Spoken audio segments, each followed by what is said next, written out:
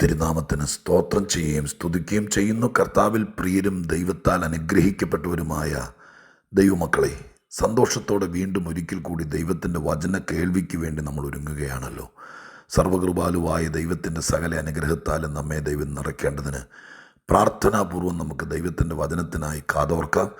വചന കേൾവിക്ക് താല്പര്യം കാണിക്കുന്ന നിങ്ങൾക്കെല്ലാവർക്കും യേശുക്രിസ്തുവിൻ്റെ ധന്യമുള്ള നാമത്തിൽ എൻ്റെ വിനീതമായ സ്നേഹവന്ദനങ്ങൾ അറിയിക്കുന്നു.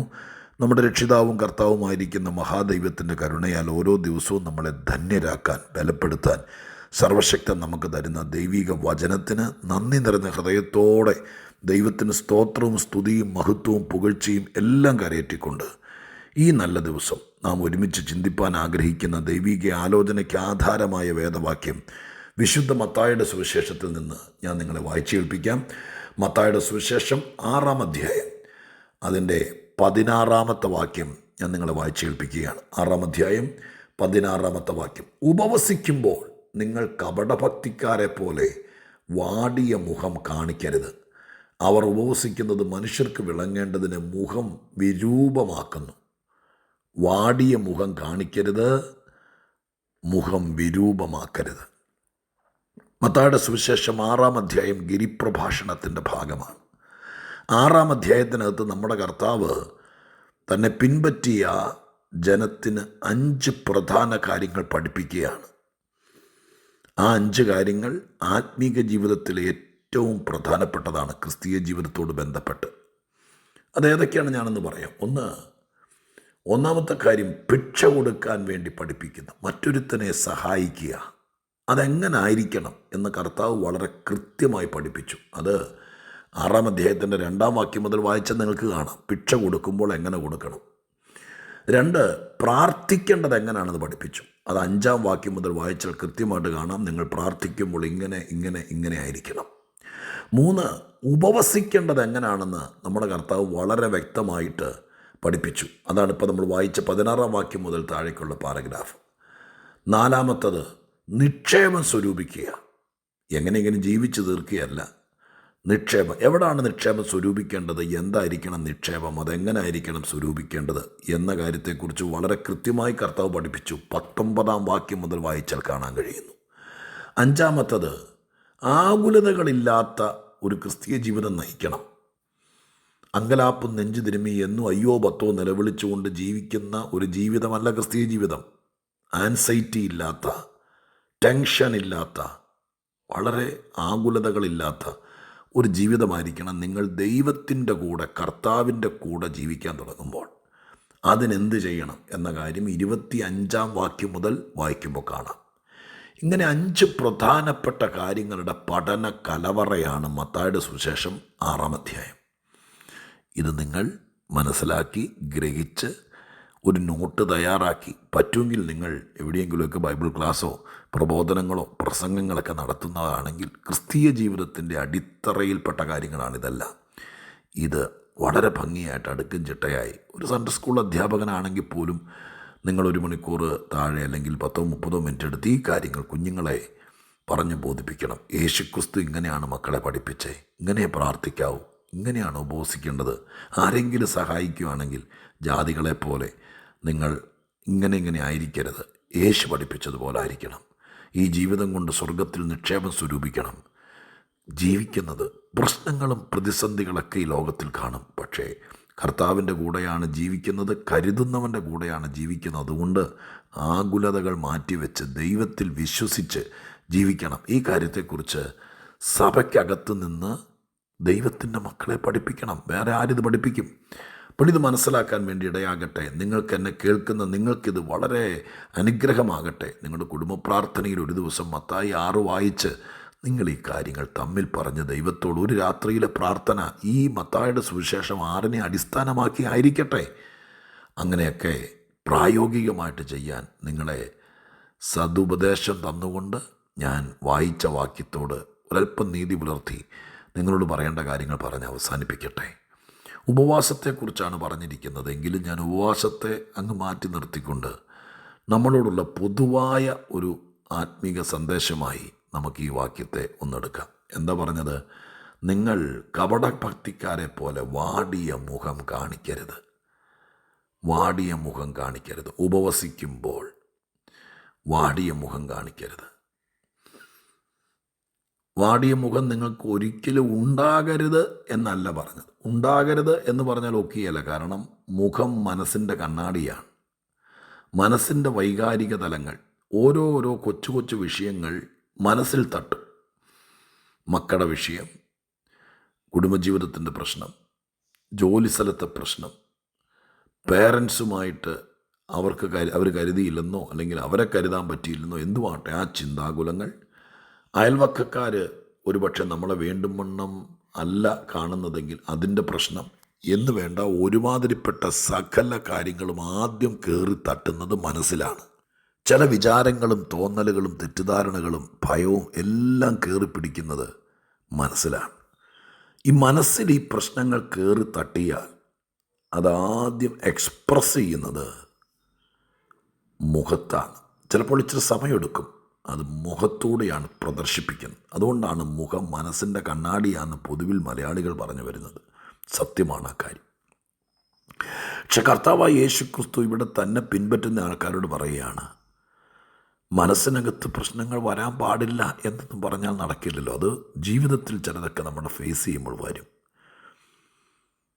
പക്ഷേ നമ്മൾ മനഃപൂർവ്വമായി ചെയ്യേണ്ട ഒരു കാര്യം, എന്തൊക്കെ നേരിട്ടാലും മനസ്സിനകത്തെ പ്രശ്നം മുഖത്തേക്ക് കൊണ്ടുവരരുത്, അതല്ലേ കാണിക്കരുത് എന്ന് പറഞ്ഞതിൻ്റെ അർത്ഥം. നമ്മളെ ചുമതലപ്പെടുത്തുക യേശുക്രിസ്തു. നിങ്ങൾക്കുണ്ടാകില്ല കേട്ടോ എന്നല്ല പറഞ്ഞത്. എന്തെല്ലാം വിഷയങ്ങൾ വന്നാലും നിങ്ങളുടെ മുഖം അങ്ങനെ നന്നായിട്ട് ഫെയറായി നല്ല മിടുക്കനും മിടുക്കിയായിട്ട് എപ്പോഴും വെട്ടിത്തിളങ്ങിക്കൊണ്ടിരിക്കൂട്ടോ. ഇനി ഞാൻ എന്നെയല്ലേ വിളിക്കുന്നത്, നിങ്ങൾ 1000 സ്തോത്രം പറഞ്ഞുകൊണ്ടിരുന്നാൽ മതി, മുഖം അങ്ങ് തെളിഞ്ഞോളൂ കേട്ടോ എന്നല്ല പറഞ്ഞത്. മനസ്സിനകത്ത് നിന്ന് വിഷയങ്ങൾ മഴക്കാർ കയറി വരുന്നത് പോലെ നേരെ മുഖത്ത് തിളങ്ങി നിൽക്കും. ഈ ഭൂമിയിൽ നിന്ന് ബാഷ്പീകരിക്കപ്പെട്ട വെള്ളം മുകളിലേക്ക് ഉയർന്നിട്ട് ആകാശ പാളികളിൽ കരിമേഘങ്ങളായി നിൽക്കുന്ന കണ്ടിട്ടുണ്ടോ? ആകാശത്ത് അതിങ്ങനെ മേഘക്കൂട്ടമായിട്ട് മഴയ്ക്കുള്ള കാർമേഘമായിട്ട് ഉരുണ്ടുകൂടി നിൽക്കും എന്നതുപോലെ മനസ്സിനകത്ത് നിന്ന് പതുക്കെ നീരാവി പോലെ പൊങ്ങിക്കേറിയിട്ട് ഇത് ആകാശത്ത് കാർമേഘം നിൽക്കുന്നത് പോലെ മുഖത്തങ്ങ് കാർമേഘം പോലെ നിൽക്കും. അതുകൊണ്ട് ചിലപ്പോൾ ചോദിക്കരുത്, നിൻ്റെ മുഖം തന്നെ അങ്ങനെ ഇരുണ്ടിരിക്കുന്നത്, ഏതാണ്ടും വല്ല എന്തെങ്കിലും പറ്റിയോ, എന്തെങ്കിലും ഉണ്ട് മുഖത്ത് നോക്കിയാൽ അറിയാം. പക്ഷെ കർത്താവ് പറയുന്നു, മുഖം കണ്ണാടിയാണ്, കാണിക്കരുത്. ഇപ്പോഴും നമുക്ക് ഉൾക്കൊള്ളാൻ പറ്റുമെന്നറിയില്ല. പാസ്റ്റർ എന്തായി പറയുന്നത്, കർത്താവ് എന്തായി പറഞ്ഞിട്ട് പോയി, വേദനയും വിഷമമൊക്കെ മുഖത്ത് കാണിക്കരുതെന്ന് പറഞ്ഞാൽ എനിക്കൊരു ഉറപ്പുണ്ട്, നമുക്ക് ചെയ്യാൻ പറ്റാത്തൊരു കാര്യം ഒരിക്കലും ദൈവം പറയില്ല. നമുക്ക് ചില നൊമ്പരങ്ങൾ, ചില പ്രയാസങ്ങൾ, ഇത് നമുക്ക് ദൈവം ഉണ്ടല്ലോ, നമുക്ക് കർത്താവുണ്ടല്ലോ, അതുകൊണ്ട് നമുക്കത് മുഖത്തേക്ക് വരാതെ നമുക്കതിനെ തടയാം. മനസ്സിനകത്ത് കിടക്കുന്ന വിഷയങ്ങൾ മനസ്സിൽ തന്നെ വെച്ച് നമുക്ക് ട്രീറ്റ് ചെയ്യാം. നമ്മുടെ മനസ്സിനെ ശുദ്ധീകരിക്കാം. നമ്മുടെ മനസ്സിനകത്ത് വെച്ച് ചില കാര്യങ്ങളെ നിർവീര്യമാക്കാം. ബോംബ് സ്ക്വാഡിൻ്റെ കയ്യിലൊക്കെ ബോംബൊക്കെ നിർവീര്യമാക്കുന്ന സൂത്രങ്ങളുണ്ടെന്ന് പറയുന്നു. നമുക്ക് കർത്താവിൻ്റെ നാമത്തിലും യേശുവിൻ്റെ രക്തത്തിലും ദൈവത്തിൻ്റെ വചനത്തിലും ആശ്രയിക്കാം. മനസ്സിൽ നിന്ന് മുഖത്തേക്കും മുഖത്ത് നിന്ന് വായിലേക്കും അത് അക്ഷരങ്ങളായി, വാക്കുകളായി, ആക്രോശങ്ങളായി, അട്ടഹാസങ്ങളായി, നിരാശകളായി, കണ്ണുനീരായി, നിലവിളിയായി, പ്രാക്കായി, ശാപമായിട്ടൊന്നും നമ്മുടെ അത് മൂന്നാമത്തെ ഘട്ടമാണ്. മുഖത്തേക്ക് വന്നു കഴിയുമ്പോൾ പിന്നെ അത് വായിക്കൂടെ പുറത്തേക്ക് വരും. ഞാൻ പറയുന്നത് ശരിയല്ലേ എന്ന് നിങ്ങൾ ചിന്തിച്ചു നോക്കി. വായിലൂടെ പുറത്തേക്ക് വന്നിട്ട് നമ്മളങ്ങ് അടങ്ങുന്നില്ലെങ്കിൽ പിന്നെ കയ്യിലൂടെയും ശരീരത്തിലൂടെയൊക്കെ നമ്മൾ പ്രഹരങ്ങളായി പുറത്തേക്ക് കൊണ്ടുവരും. പിന്നെ അത് വലിയ കലാപത്തിലേക്ക് എത്തും. ഞാൻ ആ വരുന്ന റൂട്ട് ഒന്നോടെ പിടിച്ചു തരാം, ശ്രദ്ധിച്ചേ. മനസ്സിനകത്ത് വെച്ച് ചില കാര്യങ്ങളെ പൊട്ടിച്ച് കളഞ്ഞേക്കണം, നിർവീര്യമാക്കി കളഞ്ഞേക്കണം. അവരെന്തെങ്കിലും കാണിക്കട്ടെ, എന്തെങ്കിലും പറയും, എനിക്ക് കർത്താവുണ്ടല്ലോ എന്ന് പറഞ്ഞ് മനസ്സിനകത്ത് വെച്ച് ചില കാര്യങ്ങളെ ഒതുക്കി നിർവീര്യമാക്കി അങ്ങ് കളഞ്ഞേക്കണം. അതല്ലെങ്കിൽ മനസ്സിനകത്ത് നിന്ന് ആദ്യം അത് മുഖത്തേക്ക് കാർമേഘം പോലെ കയറി വരും. ഇപ്പം നമ്മുടെ മുഖം മാറും. അത് കഴിയുമ്പോൾ അത് വായിലൂടെ വാക്കുകളും ഭാഷണങ്ങളുമായി പുറത്തു വരും. അവിടം കൊണ്ടും തീർന്നില്ലെങ്കിൽ അത് കൈക്രിയയായി അടിയും തല്ലും വഴക്കുമായി പുറത്തേക്ക് വരും. അപ്പോൾ ഇതെവിടെ തീരണം? ഉള്ളിൽ തന്നെ തീരേണ്ട വിഷയങ്ങൾ മുഖത്തേക്ക് വന്നെങ്കിലല്ലേ പിന്നെ അടുത്ത ലെവലിലേക്ക് വരുള്ളൂ. ചിരിച്ചുകൊണ്ട് കഴുത്തിറക്കുക എന്നൊക്കെ പറയുന്നത് ഒരു മലയാളി പ്രയോഗമാണ്. പക്ഷേ നമ്മുടെ മുഖത്ത് കോപമാണെങ്കിലും സങ്കടമാണെങ്കിലും ആക്രോശമാണെങ്കിലും അമർഷമാണെങ്കിലും അതെല്ലാം മുഖത്തേക്ക് വരും. വാട്ടമാണെങ്കിലും കോട്ടമാണെങ്കിലും. അപ്പോൾ മുഖത്തേക്ക് പ്രശ്നങ്ങൾ തെളിഞ്ഞു വരുന്നതിനേക്കാൾ മുമ്പ് മനസ്സിനകത്ത് വെച്ച് അതിനെ നിർവീര്യമാക്കണം. കുറേ നേരം ചിന്തിക്കണം. വേണമെങ്കിൽ ഈ സന്ദേശം ഒന്നുകൂടെ കേട്ടോ.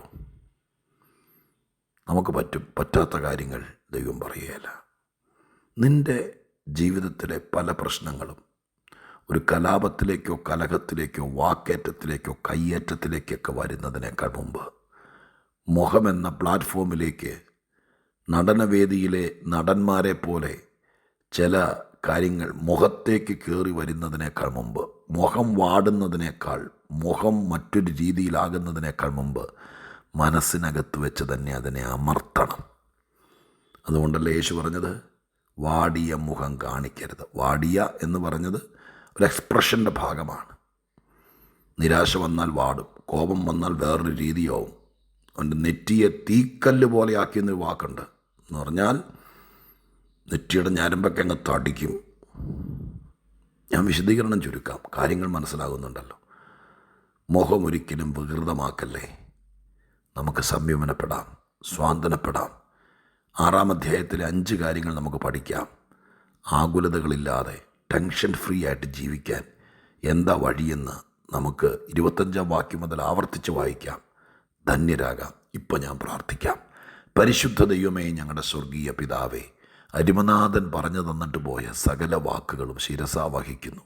പ്രത്യേകിച്ച് മത്തായി 6-ലെ കാര്യങ്ങൾ. ഞങ്ങളുടെ മുഖം എന്നും ദൈവമുള്ളവരുടെ മുഖം പോലെ ഇരിക്കട്ടെ. എല്ലാം നഷ്ടപ്പെട്ടവരുടെ, ആരൊക്കെയോ ചതിച്ചിട്ട് പോയവരുടെ, ഏതൊക്കെയോ നിലവാരത്തിൽ തകർച്ചകൾ അനുഭവിച്ചവരുടെ മുഖം പോലെ ഒരിക്കലും ദൈവപുത്രൻ്റെ ചോരയാൽ വീണ്ടെടുക്കപ്പെട്ട് ദൈവമുള്ളവരുടെ ഞങ്ങളുടെ മുഖം അങ്ങനെ ആകല്ലേ. കർത്താവ് അതിന് കൃപ തരണേ. മനസ്സിൽ കയറിയ കയ്പും വേദനയും വിഷമവും എല്ലാം മുഖത്തേക്ക് തിളച്ച് കയറുന്നതിനേക്കാൾ മുമ്പ് മനസ്സിനകത്ത് വെച്ച് തന്നെ യേശുവിൻ്റെ നാമത്തിൽ ഇല്ലാതാക്കാൻ നിൻ്റെ ജനത്തിന് കൃപ കൊടുക്കണം. അത് പുറത്തേക്ക് വരല്ലേ. പലതും ഉള്ളത്തിൻ്റെ ഉള്ളിൽ വെച്ച് ദൈവം തന്നെ തീർത്തു തരണം. പ്രാർത്ഥന കേട്ടതിന് നന്ദി. യേശുവിൻ നാമത്തിൽ തന്നെ ആമേൻ.